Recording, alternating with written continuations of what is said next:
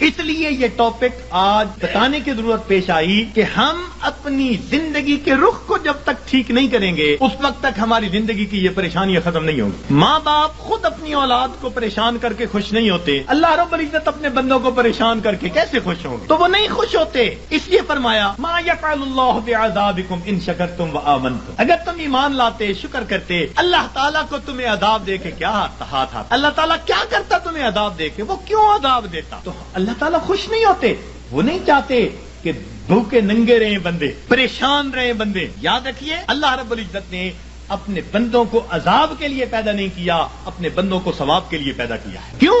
فرمایا ان اللہ بالناس لرؤوف الرحیم، جب رؤوف الرحیم ذات ہے تو وہ کبھی پریشانی میں اپنے بندوں کو نہیں ڈالنا پسند کرتے۔ ہم خود پریشانیوں میں پڑتے ہیں، ہم پریشانیوں کو دعوتیں دیتے ہیں، بھاگتے ہیں پریشانیوں کی طرف۔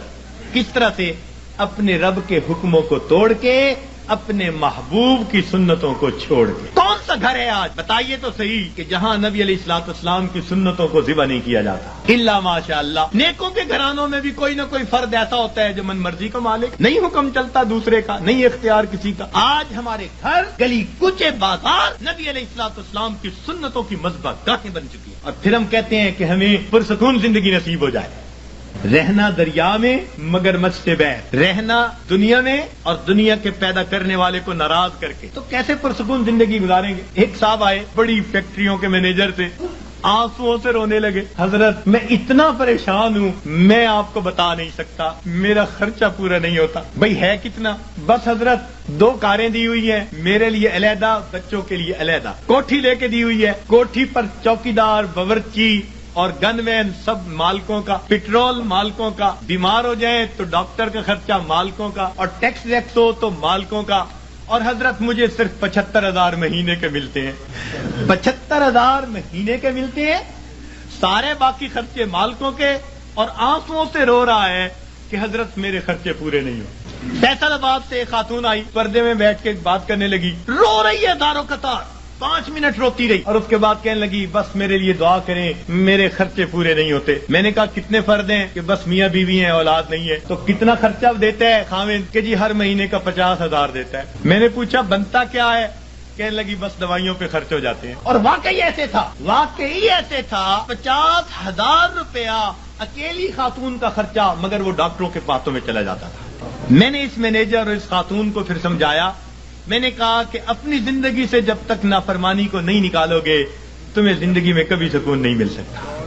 تمہارے مال سے اللہ نے برکت نکال لی ہے، تمہارے 75,000 کیا 75 لاکھ بھی ہوں گے تو تمہاری ضرورتوں کو پورا نہیں کریں گے۔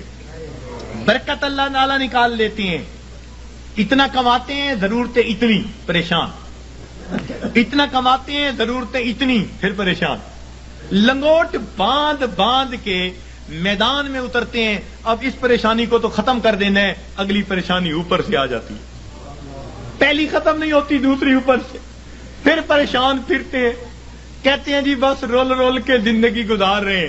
ایک صاحب کہنے لگے کہ جی کسی نے شعر لکھا ہے، ایس دکھی حیاتی دے پینڈیاں وچ، ایس دکھی حیاتی دے پینڈیاں وچ، کدی راہ پہ گئے کدی بھلدے رہ، ایک دیوا امید دا بلدا رہا، لکھ چکھڑ انیریاں دے چلدے رہ، پت جھڑ دے جھڑے ہوئے پتیاں وانگ، اسی تیرے جہان وچ رلدے رہ، پر دامن امید دا چھڈیا نہ، اسی نار تقدیر دے گھلدے رہ۔ میں نے کہا کہ بھئی تمہیں پت جھڑ کے جھڑے پتے کی طرح رلنے کی ضرورت ہی کیا ہے؟ کیوں ضرورت ہے؟